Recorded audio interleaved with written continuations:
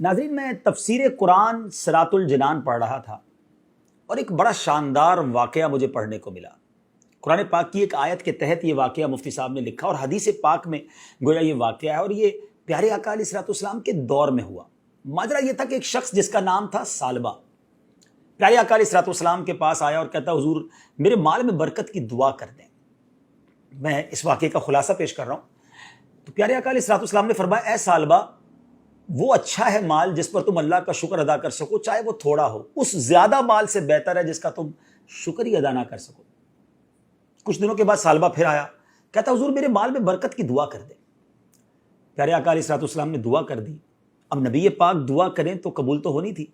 اس کی بکریاں ملٹی پلائی ہونے لگ گئیں۔ اب اتنی بکریاں ہو گئی کہ مدینہ منورہ میں جگہ ہی نہ بچی جہاں وہ اپنی بکریاں رکھ سکتا۔ وہ اپنی بکریوں کو لے کر شہر سے باہر جنگل میں چلا گیا۔ اچھا، مال تو بڑھ گیا، مگر پہلی محرومی اس کو یہ ملی کہ وہ نماز میں نہیں آتا، جماعت میں اور جمعے کی نماز میں بھی نہیں آ سکتا تھا۔ نبی پاک علیہ الصلوۃ والسلام نے پوچھا، ثعلبہ کا کیا حال ہے؟ صحابہ کرام نے کہا، حضور بہت پیسے ہو گئے، بڑا مال ہو گیا، اتنی بکریاں ہو گئی کہ اب مدینے میں جگہ ہی نہیں رکھنے کی۔ نبی پاک علیہ الصلوۃ والسلام نے فرمایا، ثعلبہ پر افسوس ہے۔ اب نبی پاک نے یہ فرمایا تو دیر از سم تھنگ رانگ۔ اب کیا ہوا؟ اتنی بکریاں بڑھ گئیں کہ اب جنگل میں بھی جگہ نہ بچی۔ پیارے آقا علیہ الصلوۃ والسلام نے صحابہ کرام کو آرڈر دیا کہ جاؤ اور لوگوں سے زکوٰۃ وصول کرو۔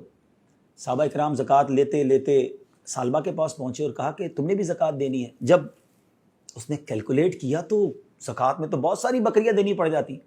کہتے مجھے تو یہ ٹیکس معلوم ہو رہا ہے، میں بعد میں بتاؤں گا۔ صحابہ کرام جب ریٹرن بیک ہوئے نبی پاک علیہ الصلوۃ والسلام کی بارگاہ میں، اس سے پہلے کہ وہ بتاتے کہ ثعلبہ نے کیا کہا، نبی پاک نے 2 ٹائمز، جی ہاں 2 بار فرمایا، ثعلبہ پر افسوس ہے۔ اب ثعلبہ کو پتہ چلا کہ نبی پاک علیہ الصلوۃ والسلام ناراض ہو گئے۔ وہ آیا پیارے آقا کی بارگاہ میں، کہا، حضور معاف کر دیں، یہ زکوٰۃ لے لیں۔ مگر اس کے آنے سے پہلے قرآن پاک کی ایک آیت نازل ہو چکی تھی، اور ان میں کچھ وہ ہیں جنہوں نے اللہ سے عہد کیا ہوا ہے کہ اگر اللہ ہمیں اپنے فضل سے دے گا تو ہم ضرور صدقہ دیں گے اور ہم ضرور صالحین میں سے ہو جائیں گے۔ پھر جب اللہ نے انہیں اپنے فضل سے عطا فرمایا تو اس میں بخل کرنے لگے اور منہ پھیر کر پلٹ گئے، وعدہ خلافی کی اللہ سے۔ پیارے آقا علیہ الصلوۃ والسلام نے اس کی زکوٰۃ، اس کا مال قبول نہیں کیا، اسے ریٹرن کر دیا۔ اب ثعلبہ سر پر خاک ڈالتا ہوا واپس ہوا۔ پیارے آقا علیہ الصلوۃ والسلام ظاہری طور پر پردہ فرما گئے دنیا سے۔ حضرت ابوبکر صدیق کا دور آیا، ثعلبہ پھر آیا، کہتا، حضور میری زکوٰۃ لے لیں۔ حضرت ابوبکر صدیق نے کہا، جب نبی پاک نے نہیں لی تو میں کیوں لوں؟ اس کو واپس کر دیا۔ وہ حضرت عمر فاروق کے دور میں آیا، حضرت عمر فاروق نے بھی لوٹا دیا۔ سیدنا عثمان غنی رضی اللہ تعالیٰ عنہ کے دور میں اس کا انتقال ہو گیا۔ ناظرین، اس واقعے کے بعد قبلہ مفتی قاسم صاحب نے تفسیر قرآن صراط الجنان میں کمال کی باتیں لکھی کہ آج ہم کیا کرتے ہیں؟ دعا کرتے ہیں، یا اللہ بس مال دے دے، پھر زکوٰۃ بھی پوری دینی، پھر صدقہ بھی خوب کرنا، پھر میں تیری راہ میں خوب خرچ کروں گا، مسجدیں بھی بناؤں گا۔ پیسہ آنے کے بعد سب بھول جاتے ہیں۔ یا اللہ اس مشکل سے نکال دے، بس پھر میں نے نمازیں ہی پڑھنی ہے، نفل ہی پڑھنے ہیں، میں نے صدقہ خیرات ہی کرنی ہے، بس یہ بیماری دور ہو جائے، یہ قرضہ اتر جائے۔ کتنے وعدے کیے زندگی میں، جب وہ کام ہو گئے تو سب بھول گئے۔ غور کیجئے، کہیں ہم یہ والا کام تو نہیں کر رہے جو ثعلبہ نے کیا تھا؟ اور پھر ایسی لعنت ہوتی ہے کہ پھر اس کی زکوٰۃ بھی قبول نہ کی گئی۔ علماء نے اس پر بھی ڈیبیٹ کی ہے کہ کیوں ثعلبہ کی توبہ قبول نہیں ہوئی، ثعلبہ کی زکوٰۃ قبول نہیں کی جاتی تھی۔ تو بتایا گیا کہ ثعلبہ جب بھی پیسے دینے آتا تھا نا، اس ڈر سے آتا تھا کہ لوگ برا بھلا کہہ رہے ہیں مجھے، اتنا برا ہوں میں کہ میری زکوٰۃ ہی قبول نہیں ہو رہی ہے۔ وہ لوگوں کی شرم میں عبادت کرتا تھا، اللہ کے لیے نہیں۔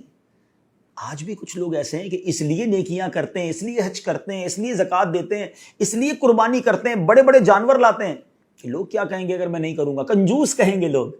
لوگوں کے لیے عبادت کرنی ہے؟ پلیز سوچئے گا، اللہ کے لیے عبادت کریں اور اللہ سے جو وعدہ کریں اسے پورا کریں۔ ہمیں رب نے بہت کچھ دیا ہے، جو دیا ہے نبی پاک کا وہ جملہ یاد رکھیے گا کہ وہ تھوڑا اچھا ہے جس کا تم شکر ادا کر سکو، اس زیادہ سے جس کا شکر بھی ادا نہ کر سکو۔ آخری بات کہہ کر گفتگو ختم کرتا ہوں کہ ایک بڑا پیارا کوسچن کیا گیا کہ ہمیں کیسے پتا چلے کہ یہ نعمت ہے جو ہمیں اللہ نے عطا کی ہے یا یہ ہماری آزمائش ہے؟ علماء نے بڑا پیارا جواب دیا کہ جو نعمت تمہیں ملے اور تمہیں اللہ سے قریب کر دینا، سمجھ لو وہ نعمت ہے۔ اور جب تمہیں کوئی نعمت ملے، کوئی مال ملے، کوئی بھی چیز ملے اور وہ تمہیں اللہ سے دور کر دے، سمجھ لو وہ آزمائش ہے۔ تو اللہ سے ہم اچھی نعمتوں کا سوال کرتے ہیں جو ہمیں رب سے قریب کرتے ہیں۔ صلو علی الحبیب صلی اللہ تعالی علی محمد صلی اللہ علیہ وسلم۔